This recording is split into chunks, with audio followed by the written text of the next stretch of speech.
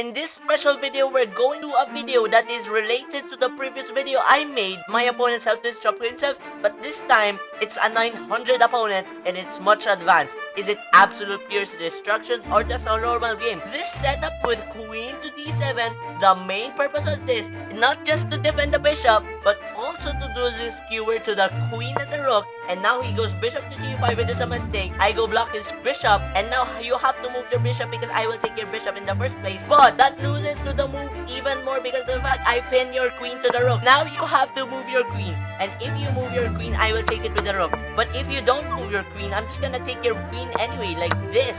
So this is a nice skewer for me to take a piece. Ooh, h3, attacking his queen. But he didn't see that I can just take his rook. I mean, what an absolute, I don't know. He literally spent 2 seconds on that one, even. He didn't literally think for 3 seconds or more. And also, I blundered even the knight here. He goes back trying to trade, but blundered his bishop on f4. So I take the bishop.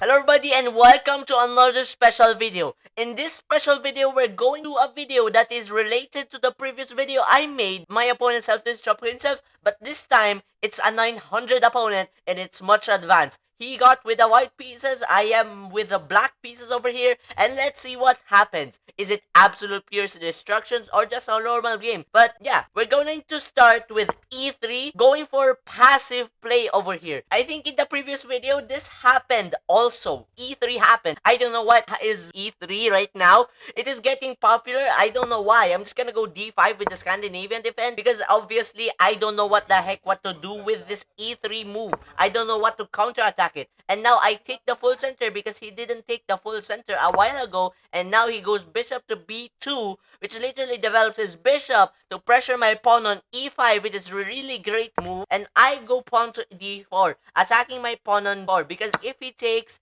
I will take. He cannot take with the bishop because I will take with the queen, and now your rook is trapped also. If I go pawn to d4, he goes and takes actually, and I take with d4, but he doesn't take with the bishop. He pressures it more, but I can just defend it with knight to c6 or pawn to c5. I suggest more pawn to c5 so that I can support the pawn more after he goes c3.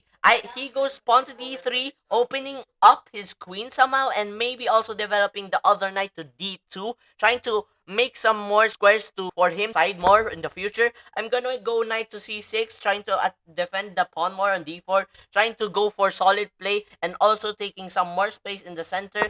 And we go pawn to g3 with my opponent over here. I develop my knight on f6, taking more space with my knight. He goes bishop to g2, doing the same, but with the bishop and taking more space and also developing a piece. And maybe later he will castle next.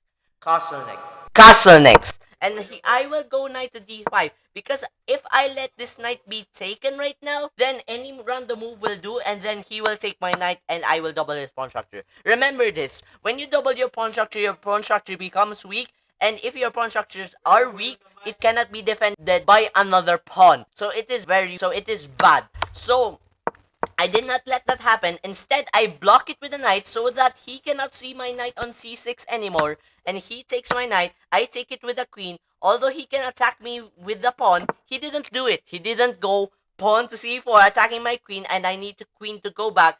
But he didn't do that. Instead, he castled first. And I can just sit there with my queen there and then go bishop to f5, trying to develop my bishop. Maybe he can still go c4, but I just can't go back. Now he goes knight to f4. He didn't see the c4 move again, and now he attacks my queen for some reason. By the way, this move was a misclick. I didn't say that because I forgot to say it. I was meant to play h3, but instead my mouse went f5, or my hand went f5. Which literally proves me that I'm an absolute idiot. I mean, this opponent is more idiotic than me, and I will show you how. Yeah, knight to f4 is actually a good move. And if bishop to h3 were to happen, it is a great move, because of the fact it is a fork to my bishop and my queen. So this misclick actually saved me from blundering something. I don't know how. Maybe a coincidence happened. Now he's attacking my queen. I need to go back with my queen. He goes pawn to a4, which is an absolute... I don't know what the heck that move does. a4 just takes some space from me, sure.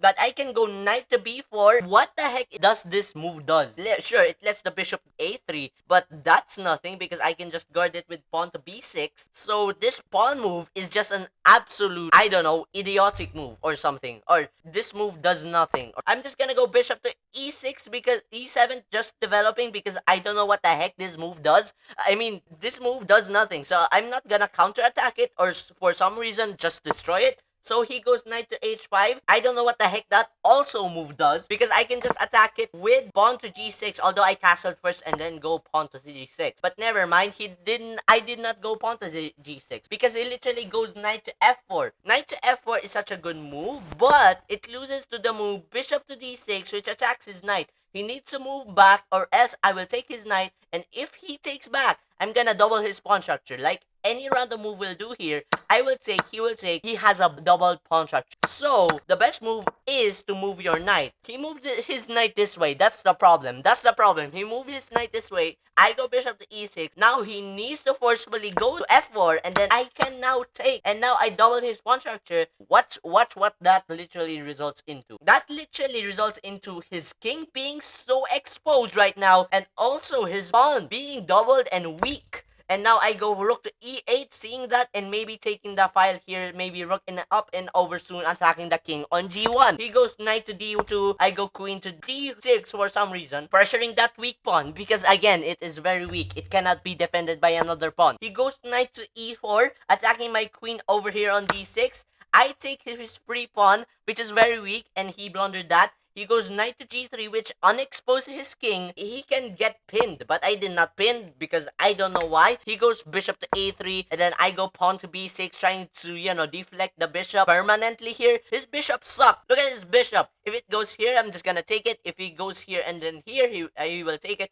And if he goes here, I'm just gonna go here. And even there, the bishop cannot do anything. I mean, he literally just goes there, making maybe his bishop powerful, but again, it will just maybe do nothing in the first place. But I go bishop to h3, trying to counterattack the rook, and then he goes back rook to d1. I go queen to d7, trying to support the bishop on h3, trying to defend it on h3 right there, and then he goes bishop to g5. And I thought for a second my rook was trapped, because if there was a piece on c8 too, then my rook cannot go anywhere, therefore it's trapped. But there's no piece on c8.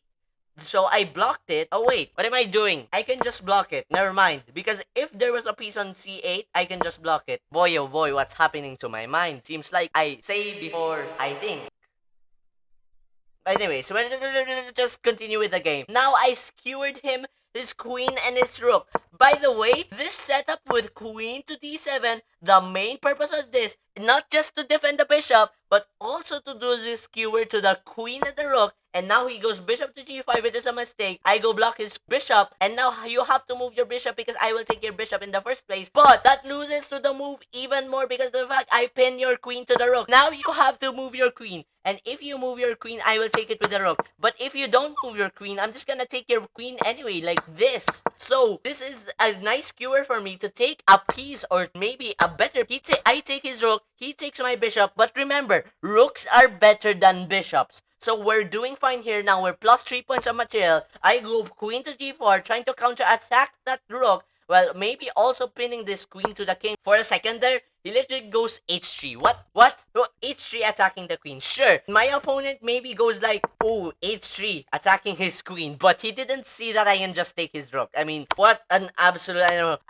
He literally spent 2 seconds on that one, even. He didn't literally think for 3 seconds or more. He goes queen to h2, and then I take one of his pawns. And also, I blundered even the knight here, just to show how stupid I am in this chess game. Because of the fact I was underestimating him. Because of the fact I have more material than him. All the pawns are falling for him. We still have more points of material left. He goes back trying to trade, but blundered his bishop on f4. So I take the bishop. He goes king to h1, making his king safe, but it's not. So he goes knight to f1, because if you go here, this is nothing. Never mind. I was going to say some tactical things, but this is undefended. He can just take the rook. So, yeah.